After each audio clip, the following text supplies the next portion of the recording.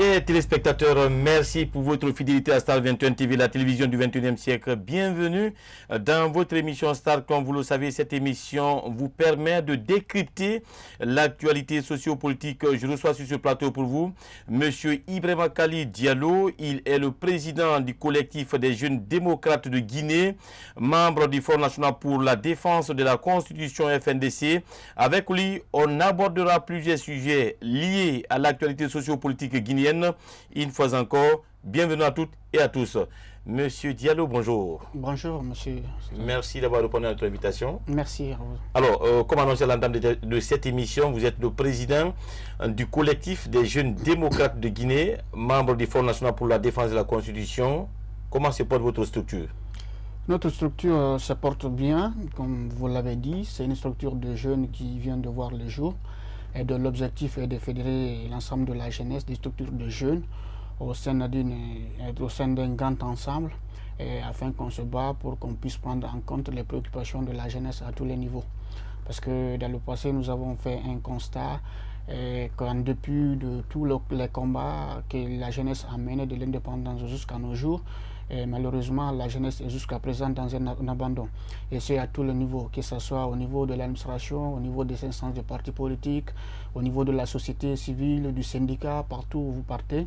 Les jeunes, c'est eux qui font l'essentiel du travail, mais quand il s'agit de promotion, quand il s'agit d'emploi, la jeunesse est complètement oubliée. Donc nous, en tant que jeunes, on s'est réunis, on s'est dit qu'il était vraiment nécessaire de se réunir, de réunir toute la jeunesse au sein d'une grande organisation afin qu'on puisse être organisé. C'est pourquoi d'ailleurs, au sein de notre organisation, c'est la Guinée qui est là, parce que nous avons les représentants de toutes les régions, de toutes les ethnies, de toutes les organisations sociales, de toutes les sensibilités sociales. Vous avez parmi nous des journalistes, des enseignants, des logisticiens, des informaticiens, des jeunes venus de tous les bords. Donc aujourd'hui, notre objectif, c'est de fédérer la jeunesse. Dieu merci, une fois encore, je profite de votre média pour remercier l'ensemble de la jeunesse, de tous ces jeunes qui ont accepté de nous rejoindre, qui ont vu nos communications au niveau des réseaux sociaux, à travers les radios, les différents médias. Partout où on est passé, Dieu merci, les jeunes nous ont appelés. Et aujourd'hui, je peux vous dire que nous avons au minimum 1000 jeunes à notre disposition qui sont prêts vraiment à mener ce combat. Maintenant, pour revenir un peu à ce que vous avez dit, vous l'avez signalé, on est membre de FNDC. Et comme je vous l'ai dit, l'objectif premier, c'était quoi? C'était de rassembler la jeunesse afin qu'on se bat pour qu'on puisse prendre en compte les préoccupations. Mais après nos réflexions, nous avons compris que la jeunesse n'a pas d'avenir avec ce pouvoir. Donc il fallait rejoindre le FNDC et pour vraiment combattre ce pouvoir afin qu'il puisse partir, pour qu'on puisse vraiment avoir un autre régime. Parce que, comme je vous l'ai dit, il n'y a pas d'avenir pour la jeunesse avec ce régime. C'est clair, tout le monde le sait, depuis 9 ans le régime est là. On n'a pas pu donner de l'emploi à la jeunesse, on n'a pas pu donner la promotion à la jeunesse. Donc je ne crois pas que c'est en quelques mois qu'on puisse le faire. Donc le mieux à faire aujourd'hui pour la jeunesse de Guinée, je crois que la priorité de la jeunesse, ce n'est pas de trouver de l'emploi ou de promotion, parce qu'on ne peut pas en avoir avec le régime là. Donc la priorité de toute la jeunesse de Guinée aujourd'hui, nous savons que même si c'est vrai que toutes les préoccupations n'ont pas été prises en compte, mais les actes quand même ont été posés par le régime. Je crois que c'est nettement insuffisant parce que vous savez, en matière de bilan, en matière de bilan, il faut faire la comparaison entre ce qui a été fait et ce qui devrait être fait. Maintenant, ce qui a été fait aujourd'hui est nettement insuffisant par rapport à ce qui devrait être fait. Aux attentes. La Guinée, c'est un pays immensement riche qui a tout ce qu'il faut. Et aujourd'hui, si nous avions une bonne gestion des affaires du pays, et j'avoue que chaque Guinéen, quelle que soit sa position sociale, quelle que soit son race sociale, pourrait vivre aisément. Que ce soit le président, le paysan, le Sierra de Soucir, comme dans tous les pays développés, chacun vraiment allait trouver sa place au sein de la société. Mais malheureusement, ce n'est pas le cas. Aujourd'hui, nous avons un groupe de personnes, un groupe qui ne fait, ça ne fait même pas, je crois, 100 personnes, des gens qui sont en train de s'accaparer, de piller nos ressources, alors que l'écrasante majorité de la population vit en dessous du seuil de la pauvreté. Oui. Alors, la jeunesse particulièrement. Aujourd'hui, la jeunesse n'a pas d'espoir. Oui. Donc, vous comprenez que aujourd'hui, vraiment, de la nécessité aujourd'hui pour la jeunesse de se lever et de vraiment combattre ce régime. Alors, M. Ibrahima Kali Diallo, il faut rappeler que vous êtes président du collectif des jeunes démocrates de Guinée, membre du Front national pour la défense de la Constitution. Et l'actualité reste justement dominée par les manifestations du Front national pour la défense de la Constitution. Le FNDC, le 6 janvier dernier, autrement dit le lundi dernier. Vous étiez très nombreux dans les rues de Conakry à l'intérieur du pays pour justement réclamer le respect de la Constitution. Êtes-vous vraiment satisfait de la mobilisation des militants et sympathisants du FNDC? Je crois que la mobilisation était de taille. Et en tant que membre du FNDC, ça a été notre première marche. Le collectif des jeunes démocrates de Guinée s'est massivement mobilisé. Et pour sortir vraiment avec les autres composantes du FNDC, avec le peuple de Guinée, pour exprimer notre ras-le-bol par rapport à la volonté du pouvoir actuel de tripatouiller notre constitution afin de d'octroyer une présidence à vie au président Alpha Condé. Donc j'avoue que c'était un succès, c'était une satisfaction de notre part, parce que c'est très rare. Depuis 2007, je crois, on n'a pas vu le peuple de Guinée uni autour d'un idéal, comme cette fois-ci au niveau du FNDC. Le FNDC, vous savez, le pouvoir a tendance à régionaliser, à communautariser cette plateforme nationale, mais je crois que c'est mal comprendre les choses. Aujourd'hui, au sein du FNDC, vous trouvez toutes les ethnies, toutes les régions, toutes les composantes dedans. Vous avez la société civile, vous avez le syndicat, vous avez les partis politiques, vous avez les organisations de jeunesse, les organisations des femmes. Donc c'est pour vous dire qu'aujourd'hui, le FNDC, c'est la Guinée, ce n'est pas ethnie, ce n'est pas une ethnie, ce n'est pas le Fouta, ce n'est pas comment dire, la Haute-Guinée ou la Forêt ou la Basse-Guinée, c'est toute la Guinée qui est là, oui. Parce qu'aujourd'hui, la Guinée, surtout sa jeunesse, a vraiment soif de changement. Oui. Nous avons besoin de changement. 60 ans d'indépendance, 60 ans de misère, 60 ans de pauvreté, vraiment, on en a marre. Le président ne fait que faire des promesses. On nous dit, et tantôt, on va construire l'usine de bonbons, l'usine de biscuits, l'usine de bauxite. Je crois que bientôt, on nous dira qu'on va construire l'usine de l'emploi. Oui. C'est possible. Alors justement, parlant du bilan de cette manifestation, qui est la première, il faut le rappeler, au compte de l'année 2020, le bilan a été vraiment satisfaisant, aucun incident majeur n'a été enregistré. À votre avis, concrètement, qu'est-ce qui est à l'origine des incidents quand il y a manifestation en Guinée? Bon, vous savez, c'est connu de tout le monde. Quand l'État décide de réprimer, et je crois qu'on va réprimer. Mais quand l'État ne veut pas qu'il y ait de violence, il n'y aura pas de violence. Parce que généralement, quand les gens sortent et les forces de vol ne sont pas en face, il n'y a pas de provocation. Je crois qu'il n'y a pas de violence. Mais vous savez, quand vous êtes révolté, vous avez en face de vous les forces de l'ordre. Déjà, vous savez, dans le passé, il y a beaucoup de morts, beaucoup de blessés. Maintenant, imaginez que vous sortez manifester et que vous voyez en face de vous les gens qui sont considérés comme ceux qui ont tué vos compatriotes. C'est avec qui vous vous battez pour le même combat. Vous imaginez ce que ça fait? Oui. Moi, je crois que si l'État prend ses dispositions pendant les différentes marches du Pacifique, il n'y aura pas de violence. Oui. Mais vous avez suivi les discours des différents leaders du Front national pour la défense de la Constitution, notamment celui qui a été lu par le coordinateur national du FNDC, en l'occurrence Abdraman Sano, suivi du chef de file de l'opposition républicaine, Cyril Dalen Diallo, le président de l'UFR, concernant les manifestations récurrentes. Désormais, à partir du 13 janvier, les manifestations seront récurrentes et puis de façon spontanée. Quelle lecture faites-vous? Bon, je crois, avant de répondre, je profiterai de passage pour féliciter un peu le coordinateur national du FNDC. Je crois que c'est un homme humble, c'est un leader, c'est un bon leader. Parce qu'un leader, c'est celui qui est à l'écoute. Quand tu es leader, il faut savoir écouter. Et M. Sano, c'est quelqu'un qui sait écouter. Oui. J'ai eu la chance de le rencontrer à plusieurs reprises par rapport à ces activités que nous sommes en train de faire. Mais j'avoue que voilà une personnalité que j'admire beaucoup, que j'apprécie beaucoup. Et non seulement pour son engagement, mais aussi pour son sens d'écoute. C'est ce qui fait un peu sa force, mais aussi la différence entre lui et ceux qui nous dirigent aujourd'hui, c'est qu'il n'écoute pas. Et quand on est chef, il faut savoir écouter. Donc maintenant, pour ce qui est des discours, moi je crois qu'on a fait beaucoup de marches pacifiques, ça n'a pas donné de résultats. Je crois qu'il faut réfléchir à des nouvelles stratégies pour faire vraiment plier ce régime-là. Des manifestations pacifiques, on en a assez fait depuis 2010. Il y a eu une centaine de morts, plusieurs blessés, des handicapés à vie, des gens qui ont perdu tous leurs biens, et ça n'a rien donné. Et on a vu récemment qu'il y a eu des manifestations, on a tué des jeunes ici. Et le président, on l'a vu de l'autre côté, je ne sais pas, c'est de la Basse-Guinée, en prononçant un discours. Oui. Il était en train de rire. On va s'intéresser à ce discours du chef d'État du côté de Kindia. Je ne parle pas de Kindia, je crois que ça c'était à Tanene. Oui. Alors que les Guinéens étaient morts, il a prononcé son discours tout à rien.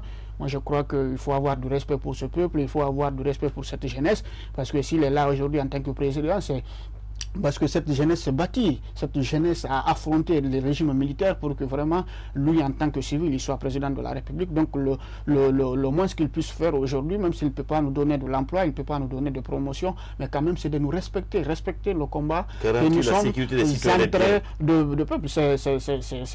On prend droit d'abord de respecter la Constitution, parce que quand il prêtait serment, il avait promis d'assurer la sécurité des citoyens et de leurs biens, et aussi la sécurité du territoire national. Donc je crois qu'il faut vraiment que ceux qui nous dirigent aient le minimum de respect possible pour la jeunesse et pour le peuple. Justement, vous avez suivi cette sortie du président de la République du côté de Kindia à l'occasion bien sûr de la tournée entamée dans les différentes capitales régionales du pays. Du côté de Kindia, vous avez suivi le discours du président Sékou Touré, a fait 26 ans aux affaires, Lansana Conté 24 ans.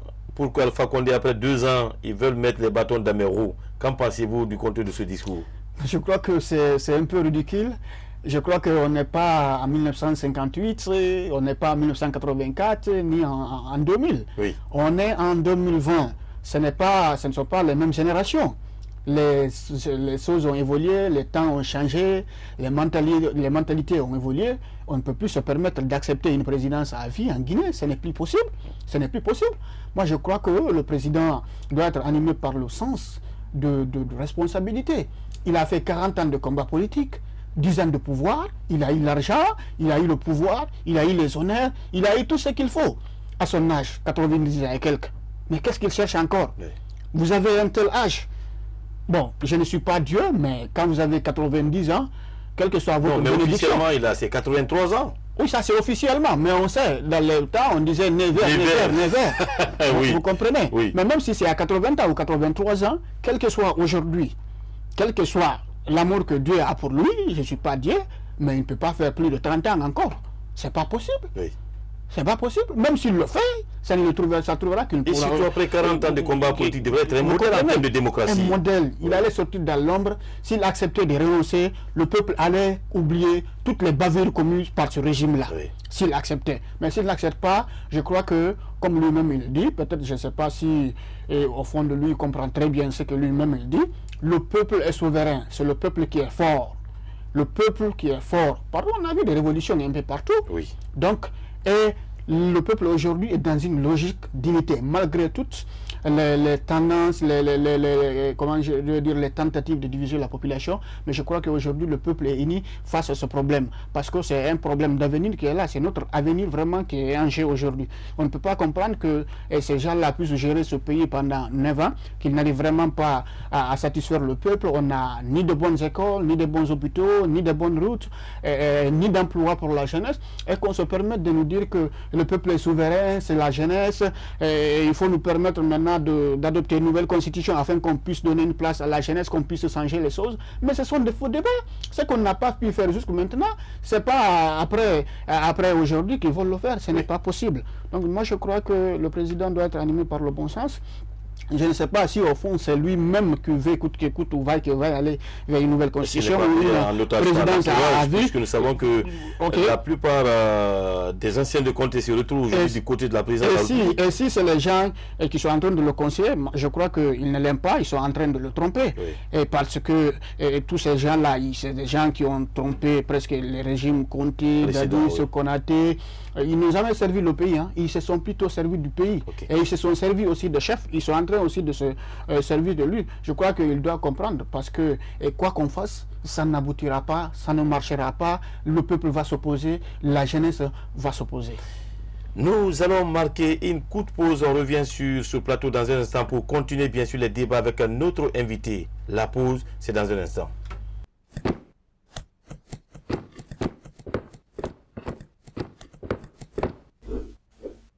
La mission, promotion et valorisation du patrimoine culturel historique guinéen et africain. L'émission Starcom se poursuit sur ce plateau de Star 21 TV, la télévision du 21e siècle, avec bien sûr notre invité. Il s'agit de M. Ibrahima Kali Diallo. Il est le président du collectif des jeunes démocrates de Guinée, membre du Front national pour la défense de la Constitution, le FNDC. Alors rapidement, bien avant de passer au premier reportage réalisé par la rédaction politique de Star 21 TV, de façon globale, est-ce que la manifestation du 6 janvier a été vraiment un succès pour le FNDC? Sans doute, ça a été vraiment un succès, un grand succès, sur le plan mobilisation, mais aussi sur le plan sécuritaire. Parce qu'il y avait hier des millions et des millions de Guinéens dans les rues pour exprimer leur ras-le-bol. Sur le plan sécurité, Dieu merci, il n'y a pas eu d'incidents majeurs qui ont été signalés. Oui. Comme je vous l'ai dit, si les autorités sont de bonne foi, il ne peut pas y avoir de violence. Donc c'est ce qui s'est passé hier. Alors, nous vous proposons à présent un extrait de reportage réalisé par, bien sûr, la rédaction politique de Star 21 TV. On revient sur ce plateau pour continuer les débats avec vos chers téléspectateurs. Les partisans du Front national pour la défense de la Constitution ont très tôt rallié la tannerie ce lundi 6 janvier 2020. La marche de l'ultimatum, selon les termes du FNDC qui réitère son rejet systématique du projet de nouvelle constitution annoncée par le président Alpha Condé. Déterminés comme les leaders du FNDC, plusieurs militants de l'opposition politique et sociale, dans l'attente de leur leader, n'ont pas tari de dénonciations à l'égard du régime guinéen. C'est une marche pacifique, c'est une marche civilisée pour barrer la route, n'est-ce pas, au professeur Alpha Condé. Ouais. C'est la jeunesse qui s'est mobilisée pour dire non au projet de changement de constitution. Nous demandons aux citoyens de Conakry de sortir, se mobiliser, de Tannery jusqu'au 28 septembre et dire à Alpha Condé que son procès suicidaire ne marchera pas dans ce pays. Depuis la première fois, nous avons marché et nous continuerons à marcher tant qu'il ne renoncera pas à son procès suicidaire. À 12 heures, le chef de file de l'opposition, Cellou Dalein Diallo, arrive à la tannerie avec son cortège. Le président de l'IFDG et d'autres responsables du FNDC remobilisent la troupe. Le cortège bouge à pas de caméléon. La motivation et l'engagement se font sentir dans les rangs des marcheurs tout au long du trajet. Aujourd'hui, ça va être la dernière marche pacifique. Après ça, nous allons demander à tout le peuple de Guinée de sortir massivement partout sur toute l'étendue du territoire pour dire à ce système de partir, on n'en veut plus, on est fatigué, la malgouvernance, la souffrance, c'est tous les Guinéens. C'est un combat citoyen, c'est un combat national. Nous nous battons pour l'intérêt supérieur de la nation. Et aujourd'hui, nous sommes tous là, ensemble, pour lutter contre le projet funeste du professeur Alpha Condé. Je pense que ça fait aujourd'hui 10 ans qu'il est au pouvoir et en 10 ans il nous a tous prouvé qu'il était incapable. Et aujourd'hui, au-delà de ça, nous voulons l'alternance en Guinée. Pour une fois, depuis plus de 60 ans, nous voulons qu'il y ait de l'alternance en Guinée.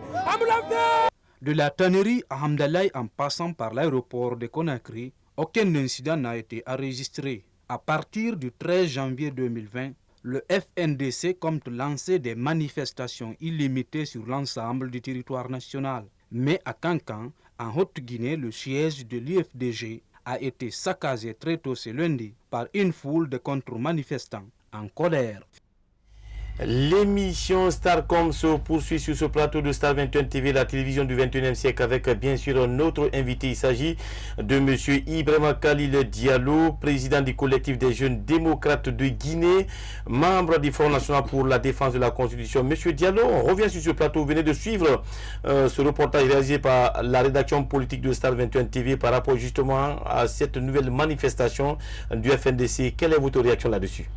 Bon, je crois que c'est un bon reportage. Je félicite vos journalistes parce que la presse a un grand rôle à jouer dans le changement qui est en train de s'opérer en Guinée. Donc si je vois que vous avez fait des reportages aussi appréciables que celui-ci, je crois que je ne peux que vous féliciter et vous demander à toute la presse, à tous les journalistes de continuer vraiment à véhiculer ce message du peuple. Et ce qui est beaucoup illustratif, ce sont des mouvements illimités désormais. Ça, c'est à partir du 13 janvier. C'est la particularité. Oui, vous savez, c'est ce que je vous ai dit.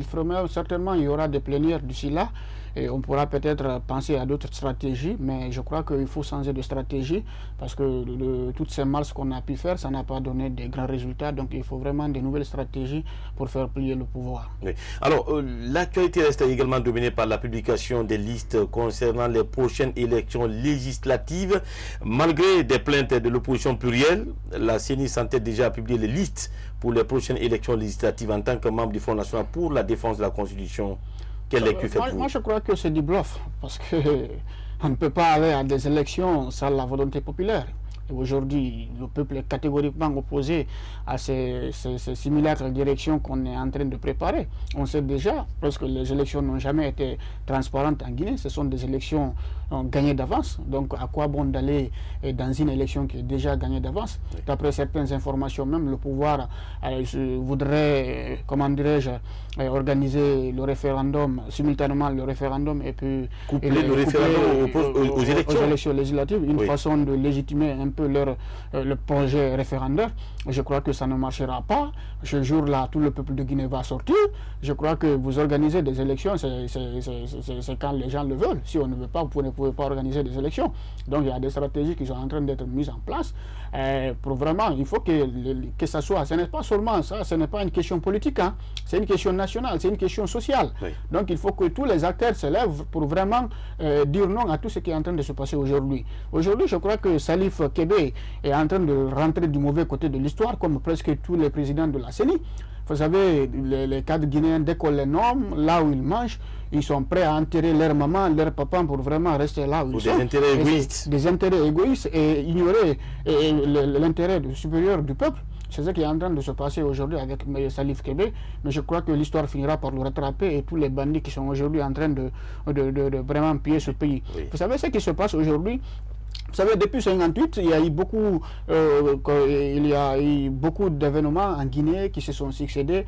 Il y a toujours eu l'impunité, il n'y a pas eu de justice. C'est pourquoi aujourd'hui, les cadres se permettent, comment je veux dire, à faire des bêtises. Ils pensent que, comme dans le passé, il n'y aura pas de justice. Mais je crois qu'ils doivent comprendre que les choses ont changé. Nous ne sommes plus dans ces périodes passées-là aujourd'hui. Tôt ou tard, ils vont répondre de leur forfaiture devant le peuple de Guinée. Oui. Alors, aujourd'hui, c'est vrai que plusieurs conditions ont été posées par l'opposition plurielle. Il s'agit bien sûr de l'assainissement du fichier électoral, la rallonge des opérations de recensement des électeurs. En même temps, si toutefois les données ne changent pas, vous l'avez suivi, le président, le chef de file de l'opposition républicaine, il faut changer la tête. Autrement dit, demander le départ de Maître Salif Kébé. Est-ce que le moment est opportun? Puisque en même temps, l'opposition a demandé quand même la finalisation des élections locales de 2018. Bon, d'abord, je peux vous dire que je ne suis pas opposant, je suis un acteur de la société civile. Oui. Mais quand il s'agit de FNDC, je vais me prononcer. Quand il s'agit de président Sellou en tant que président de l'IFDG, je n'ai pas à me prononcer de là parce que je ne suis pas de l'IFDG, je ne suis pas aussi politique. Mais quand il s'agit du président Sellou en tant que membre de l'IFDG, là je peux comprendre, là je peux me prononcer.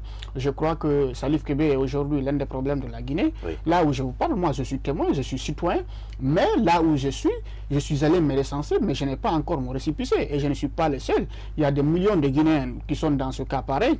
Donc je crois que c'est l'un des problèmes de la Guinée et il faut qu'ils partent. Nous, on n'a pas besoin de gens apatrides de ce genre qui sont en train vraiment de se coaliser avec le pouvoir pour faire du tort au peuple de Guinée. Nous ne sommes pas d'accord pour ça. Donc s'il faut que Salif Kébé parte, nous sommes pour. Nous sommes pour le départ de tous ceux qui vraiment sont entrés aujourd'hui de causer du tort au peuple de Guinée. Oui. Alors vous avez suivi cette autre sortie du président Alpha Condé du côté de Kindia. Vous avez suivi, j'espère, le contenu de son discours?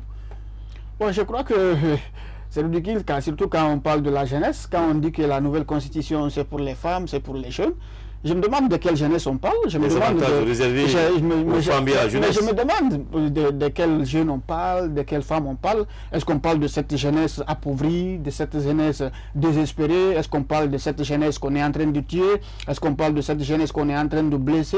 Est-ce qu'on parle de cette jeunesse qu'on refuse de donner des promotions, qu'on refuse de donner de l'emploi? Ou est-ce qu'on parle de la jeunesse du RPG? Et je veux parler de Naïté, je veux parler de Bantamasso, je veux parler de Bani Sangaré. De quelle jeunesse? Est-ce qu'ils sont jeunes? Non, c'est pour le RPG, pour le RPG, ils sont jeunes. Et ils sont jeunes. Donc je me demande de quelle jeunesse on est en train de parler. De nous autres, qui n'arrivons même pas à trouver 5 000 avec nous. Oui. Nous avons 30 ans, 35 ans, nous avons 40 ans. Les parents nous ont entretenus pendant 20 ans à l'école. On a fini les études, on n'a pas d'emploi, on est appelé à fonder une famille. On doit faire plein de choses dans la vie. Oui. C'est nous l'avenir du pays. Imaginez que les jeunes, 80% des jeunes aujourd'hui n'ont pas d'emploi. Comment voulez-vous qu'il y ait de l'avenir dans ce pays? C'est compliqué. À part ça, l'éducation est complètement bafouée. Ce régime de crise, depuis qu'il est là, il n'a fait que créer et entretenir des crises. On ne fait qu'aller gérer des crises. On ne pense même pas au développement. On crée des crises, on les entretient pour occuper l'esprit du peuple. Ils croient qu'ils vont continuer à tromper le peuple tout le temps. Ce n'est pas possible. On ne peut pas tromper tout le peuple tout le temps. Le peuple a compris, le peuple est en train de comprendre. Oui. On ne va pas continuer à se laisser faire. Il ne faut pas quand même qu'on se moque de la jeunesse. Okay. Il ne faut pas qu'on se moque de la jeunesse. Nous allons vous proposer la réaction des leaders concernant bien sûr cette sortie du président Alpha Condé du côté de Kania, c'est à Kindia. On revient sur ce plateau pour continuer avec vous, chers téléspectateurs. Ce déplacement sur Kindia, quand vous regardez quand même au niveau du trésor, vous allez voir que beaucoup d'argent, on va sortir de l'argent n'importe comment pour une petite journée, une journée courte de manifestation de people. Donc là, nous condamnons ça fermement. Alpha Condé, il n'a que à peu près combien de mois? 11 mois, hein? Il n'a que 11 mois. Ces 11 mois-là, s'il pouvait quand même les mettre choses à profit pour faire le minimum quand même pour le Guinéen, parce que depuis qu'il est là, il ne faut rien, ben, il doit quand même se racheter un peu. 11 mois, c'est pas beaucoup, mais quand même, il peut faire en sorte que qu'on dise oui qu'il a tenté. Je viens de quitter Kindia, j'étais là-bas hier, j'ai passé la nuit d'avant-hier à Kindia, je revenais de l'intérieur du pays. J'ai rencontré des jeunes qui ont été déplacés à Kindia, considérés les jeunes de la Basse-Côte. Pour la plupart, il y avait des jeunes qui étaient plutôt de la forêt, ou qui étaient plutôt... En tout cas, c'était un conglomérat de gens qui cherchent de quoi manger. J'ai rencontré certains dans l'hôtel où j'ai passé la nuit, qui m'ont dit, nous sommes là pour préparer. J'ai posé la question à certains, est-ce que vous croyez réellement, vous de la jeunesse, qui êtes la première victime de tous ces régimes passés et présents, vous croyez réellement que c'est une option aujourd'hui à embrasser? Parce que c'est vous, les jeunes encore, qu'on met au devant de la situation. Ils m'ont dit, honnêtement, docteur, nous ne croyons pas. Mais on est effectivement dans une situation qui commande que nous jouons le jeu pour pouvoir survivre. C'est en fait cela. Il est à Kindia aujourd'hui. Effectivement, il faut redouter un accrochage, parce qu'il y avait déjà une démarche, une dynamique que le FNDC avait entamée. Le refus de permettre la manifestation du FNDC, c'est simplement parce que le président Alpha devait venir là. Et si cela était simplement la raison, le fait que le FNDC maintienne sa manifestation aujourd'hui à Kindia, il faut craindre, n'est-ce pas, un accrochage entre les deux camps. Alors, Ibrahima Khalid Diallo, on revient sur ce plateau avec vous. Vous avez suivi la réaction des leaders concernant ce déplacement du président de la République du côté de Kania, c'est à Kindia. Quelle est votre réaction là-dessus? Bon, je commence par remercier Dr Faya, je l'ai rencontré personnellement. Voilà un des leaders que j'apprécie beaucoup, parce qu'il m'a parlé de son programme. Pas seulement pour sa conscience, mais aussi il m'a parlé de son programme, mais j'avoue qu'il m'a convaincu. J'ai rencontré pas mal de leaders politiques, mais c'est des rares qui a pu vraiment me convaincre. Je crois que dans la sphère politique guinéenne, si nous n'étions pas sur les trucs ethniques, je crois que Dr Faya aurait pu être un bon président pour la Guinée. Oui. Mais malheureusement, le climat politique guinéen est tel que c'est l'ethnie qui commande. Donc, la communauté, est-ce que ce n'est pas le malheur de la démocratie guinéenne? C'est le malheur du de fait la Guinée. Que des partis politiques sont créés sur une base purement communautaire. C'est exactement cela, c'est l'un des problèmes de la Guinée qu'il faut vraiment il faut résoudre ce problème. Oui. C'est à la jeunesse de vraiment de revoir tout ça et de résoudre ce problème. Maintenant, pour ce qui est de leurs interventions, je suis d'accord, parce que la pauvreté dont tu parles aujourd'hui, je crois que l'une des armes de ce pouvoir a été de créer et d'entretenir la pauvreté pour ne pas permettre aux gens de pouvoir s'exprimer. Parce que quand vous vous demandez la journée comment avoir à manger, comment déjeuner, et je crois que ce n'est pas facile, que vous pouviez faire vraiment des actes vraiment pour le long terme. C'est ce qui se passe aujourd'hui. Donc moi je n'en veux pas à ces jeunes qu'on enlève de la forêt ou de la Haute-Guinée. Ce sont des gens déshérités, ils n'ont pas de travail, ils ne gagnent même pas 5 000 Mais est-ce que cette jeunesse n'est-elle pas responsable aujourd'hui? Elle n'est pas des responsable. problèmes auxquels elle est confrontée? Elle n'est pas responsable. Ce n'est pas elle qui crée les conditions d'employabilité de la jeunesse. Mais quand on te déplace pour monsieur, un maigre montant de 50 000 francs pour aller passer toute la journée à Kindia, vous imaginez? Vous êtes jeune, vous êtes là, toute l'année vous ne pouvez même pas avoir 30 000 avec vous, quelqu'un vient tout d'un coup, vous donne 100 000, 150 000 juste pour aller à un événement, mais je crois que vous allez le prendre, c'est la pauvreté qui le fait. Donc, et ça a été créé et entretenu par le pouvoir actuel.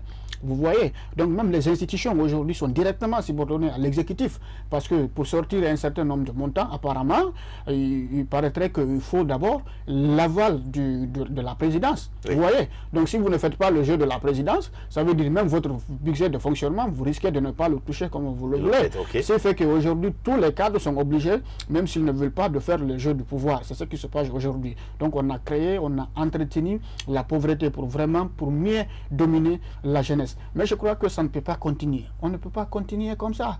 C'est ce qu'ils doivent comprendre. Alors, nous allons, M. Ibrahima Khalid Diallo, marquer une autre coup de pause. On revient pour continuer le débat avec vous.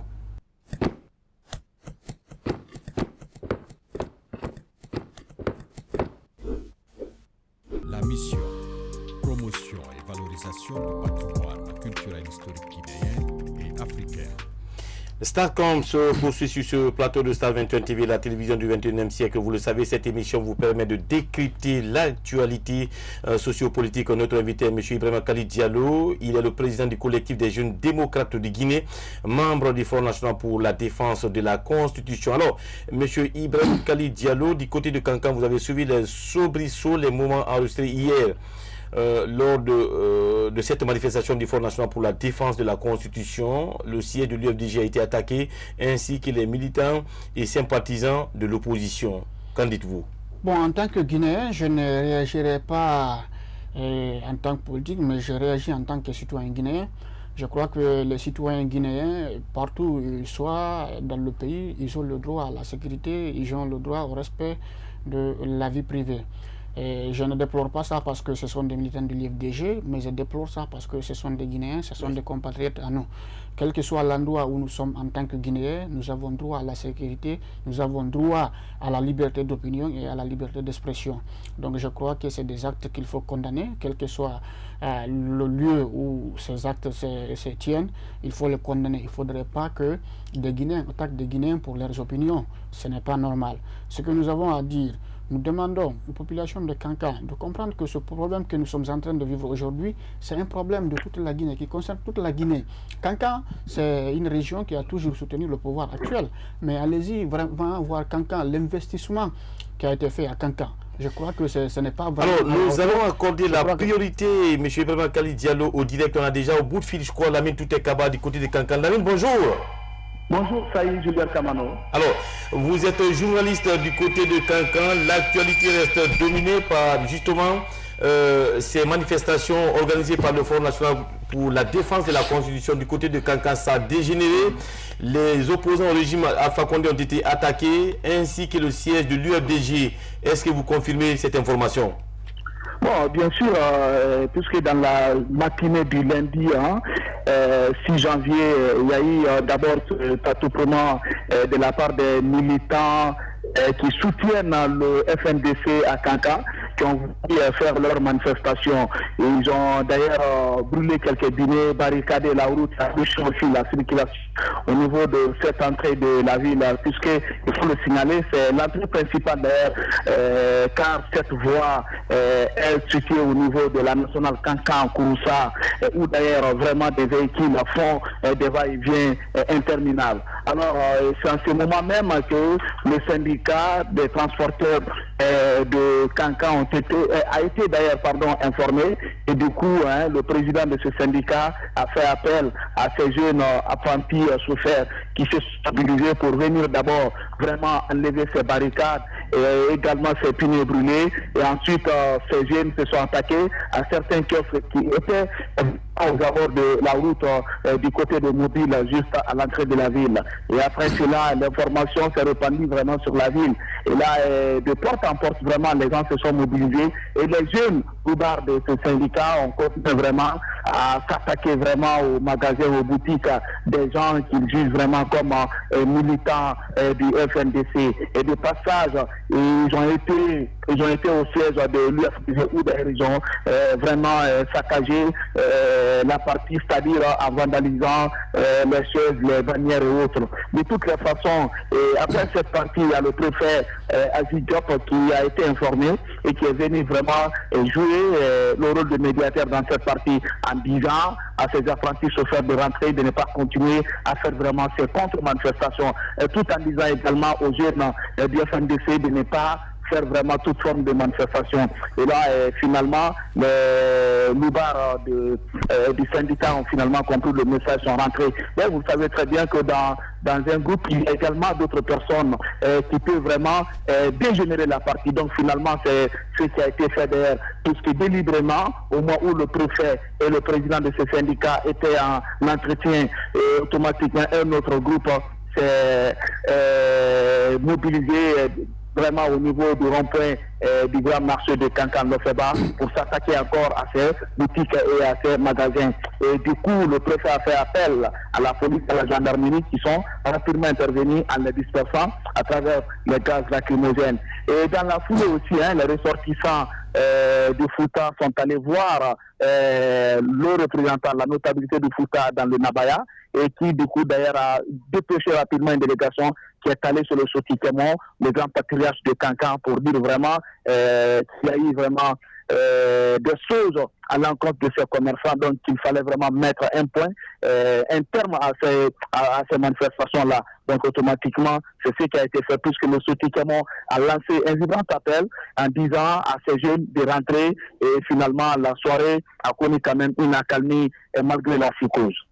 Lamine Toutekaba, peut-être une dernière question. Après une journée de lundi très mouvementée dans le Nabaya, est-ce que le calme précaire est revenu dans la cité ce matin? Est-ce que les activités ont repris? Le calme est revenu, mais on a constaté quand même vraiment qu'il y a toujours des magasins qui n'ont pas ouvert, des boulangeries également, des pâtisseries, des boucheries, vraiment tous ces lieux de commerce n'ont pas ouvert. Certainement, ces commerçants qui sont en colère, qui vont aussi préparer quelque chose pour aller rencontrer le préfet. Pourquoi ils ne sont pas sortis aujourd'hui? Parce que vraiment, il y a leurs amis qui ont enregistré des pertes énormes. Lamine Toutekaba, journaliste du côté de Cancan, merci d'avoir répondu à nos questions ce matin, Lamine. Merci bien, Saïd Kamano.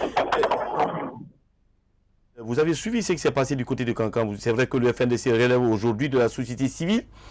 Quelle est votre réaction là-dessus? Des magasins pillés, le siège de l'UFDG attaqué, vandalisé, les militants de l'opposition, notamment les militants et sympathisants du FNDC attaqués. Quelle est votre réaction là-dessus?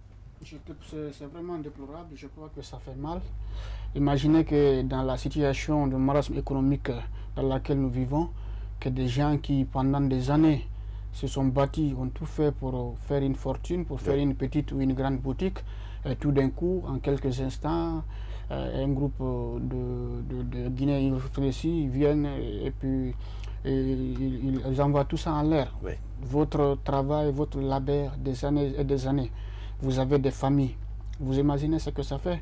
Et c'est ce qui se passait presque depuis 2010. Il y a eu pas mal de compatriotes dont on a caillassé les boutiques, on les a fait revenir à zéro, alors qu'ils se sont battus pendant des années et des années pour avoir ça. Vous imaginez? Au-delà de l'impact familial, au-delà de l'impact individuel, ça a un impact sur l'économie nationale. Et on s'est dit qu'on veut vraiment que ce pays aille de l'avant. On est en train de travailler pour que ce pays aille de l'avant, alors qu'on ne crée pas les conditions sécuritaires nécessaires, on ne crée pas les conditions de stabilité nécessaires. Vous voyez ce que ça fait? Je vois que c'est vraiment déplorable. Il faut que les Guinéens prennent conscience de ce qui est en train de se passer. Est-ce qu'aujourd'hui on n'a pas besoin vraiment d'une éducation citoyenne au sein des formations politiques? Bon, je crois que tout ça, ça dépend du pouvoir. Je crois que ça dépend de l'État. Je crois que c'est le manque de responsabilité de l'État qui est en train d'occasionner tout ce qui est en train de se passer aujourd'hui. Parce que vous vous souvenez ce qui se passait même pendant les élections en 2010, là où on a parlé de l'eau empoisonnée. Vous avez vu ce qui s'est passé en Haute-Guinée. Immédiatement, les gens ont réagi. Des Guinéens se sont attaqués à d'autres Guinéens parce qu'ils ne viennent pas de leur contrée. Et tout le monde sait les conséquences que c'est engendré. Alors, nous allons, Ibrahima Khalid Diallo, nous allons accorder la priorité au direct. On a déjà au bout de fil M. Yaya Deba, membre de la cellule de communication du parti au pouvoir. Monsieur Yaya Deba, bonjour. Oui, bonjour, M. Saïd Kamane. Merci d'avoir répondu à notre invitation. Alors, l'actualité reste dominée par ces mouvements enregistrés du côté de Kankan, vous l'avez suivi.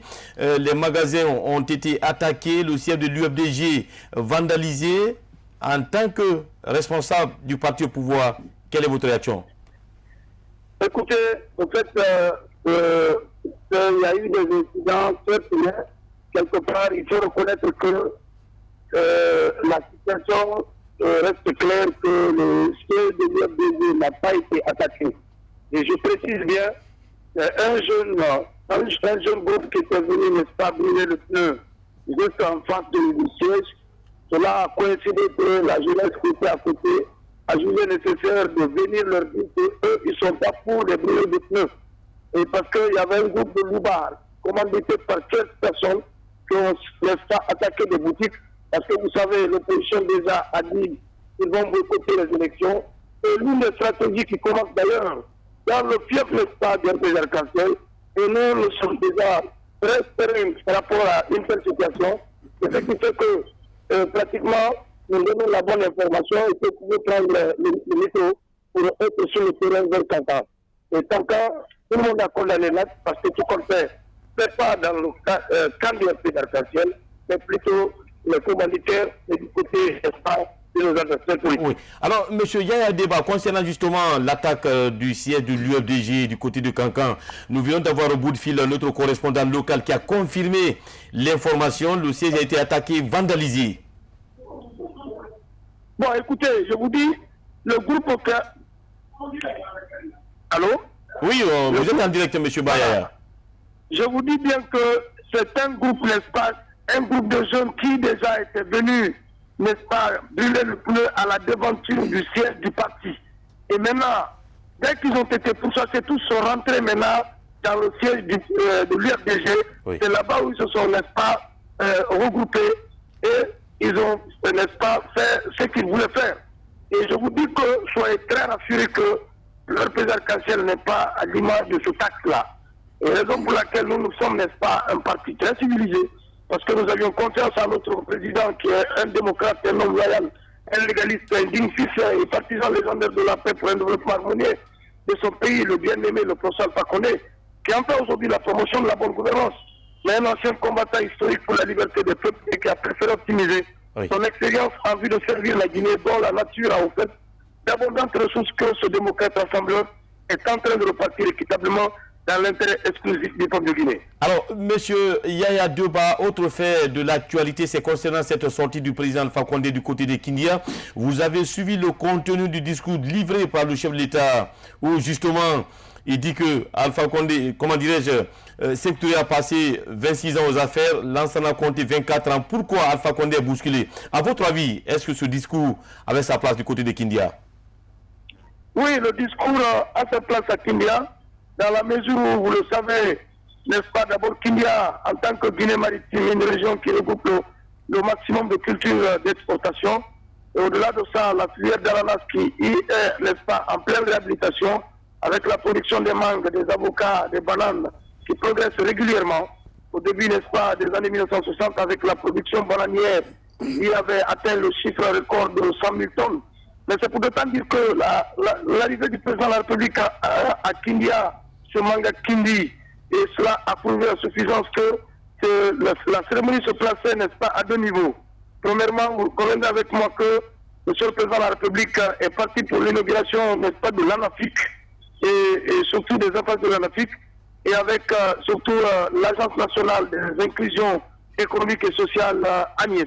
Oui. Et c'est pour dire que de nos jours, la grande ambition du chef de l'État est de rattraper au plus vite le retard de son pays en matière d'infrastructure. Un défi énorme, certes, dans la mesure où, pendant que, n'est-ce pas, trop de nombreuses années, il n'y a pas eu pratiquement d'investissement dans le secteur des infrastructures. Mais le président Alpha Condé, n'est-ce pas, a donné des directives au gouvernement pour corriger, n'est-ce pas, cette situation en modernisant les infrastructures et tout en comprenant aujourd'hui qu'en développant les réseaux, n'est-ce pas, de liaison interne, n'est-ce pas, de transport, de télécommunications pour fluidifier les échanges internes et connecter le pays à la sous-région au reste du monde. Et en favorisant également le développement, n'est-ce pas, de pôles économiques et de corridors stratégiques et en mettant en place des infrastructures au service, n'est-ce pas, du développement urbain, c'est-à-dire les logements, les assainissements et surtout l'urbanisation. Mais la grande ambition du chef de l'État aujourd'hui, vers Kindia, c'est vrai, il y a eu une manifestation de soutien par rapport à la nouvelle constitution, mais des grands chantiers ont été engagés sur le plan économique et social. Il y a un débat. Son magistère. Il y a un débat. Oui. Une dernière question que vous allez accepter de répondre par oui ou non. Alpha Condé, après 40 ans de combat politique, aujourd'hui, il a presque 9 ans de gestion à la tête de la Guinée. Êtes-vous d'accord pour l'alternance en 2020? Écoutez, sans commentaire, oui ou non? Parce que les petits partis, lesquels donc l'UFD est en train de pointer du doigt, sont aussi des partis qui ont été agréés et dont ils ont reçu leur agrément par le ministère de l'Administration du Territoire. Et c'est pour autant dire que 8 ans, 9 ans, n'est-ce pas, pour ça qu'on est président destiné de la Guinée. Et c'est pour dire que cette alternance va continuer parce que 8 années, n'est-ce pas, riches en perspective, marquées par des changements remarquables à tous les niveaux. Oui, mais la question a été très bien, monsieur Yaya. Êtes-vous d'accord pour l'alternance en 2020? Mais écoutez, en 2020, finalement, d'abord, la première des choses, c'est de comprendre que c'est l'élaboration d'une nouvelle constitution. En 2020, il faut comprendre qu'une constitution est un contrat de région collectif parce que la constitution du 7 mai 2010 n'a pas été soumise au référendum, ni, n'est-ce pas, la validation à la majorité, n'est-ce pas, des députés. Et c'est pour dire d'autant que le Guinéen lambda doit comprendre une seule chose, que c'est le peuple qui a confié temporairement sa souveraineté au président de la République. Et il est le gardien, il n'est pas propriétaire. Merci d'avoir répondu à nos questions, Yaya Duba. La radio, la télé, c'est une question de timing. Nous vous en remercions pour cette disponibilité, pour avoir justement répondu à nos questions. On revient sur ce plateau rapidement, M. Ibrahima Khalid Diallo. En 30 secondes, votre message, votre réaction d'abord par rapport à cette sortie de M. Yaya Duba et puis le message que vous avez à livrer au peuple de Guinée rapidement. Je crois que le cas Yaya Duba, ça me fait toujours pitié. Parce que je crois qu'il est en train de perdre son temps avec le RPG. Ah bon? Il aurait mieux fait de mener le combat pour le peuple, parce que c'est un pouvoir de toute façon qui n'a pas d'avenir. Qui a l'agonie. Et je crois que depuis des années, il est en train de se battre derrière ce pouvoir. Il n'a pas eu ce qu'il voulait et il n'en aura pas, parce que c'est un pouvoir de trahison. Le message. Voilà, maintenant le message aujourd'hui, c'est l'endroit du peuple et à la jeunesse de Guinée. Peuple de Guinée, jeunes de Guinée, les temps sont critiques, les moments sont critiques. C'est maintenant ou jamais. Nous devons nous lever pour dire non à ce projet de nouvelle constitution. Parce que ce projet, ce n'est ni autre chose que de permettre au président actuel de mener une présidence à vie. Merci. Donc il faut qu'on s'oppose à cela. Merci d'avoir répondu à notre invitation, M. Ibrahima Khalid Diallo. Merci. Voilà. Chers téléspectateurs, ainsi prend fin cette émission. Comme vous l'avez compris, notre invité était M. Ibrahima Khalid Diallo. Il est le président du collectif des jeunes démocrates de Guinée, membre du Front national pour la défense de la Constitution, le FNDC. Nous vous disons une fois encore merci pour votre fidélité. Nous vous souhaitons surtout une excellente suite de programmes en compagnie, bien sûr, de Star 21 TV, la télévision du 21e siècle.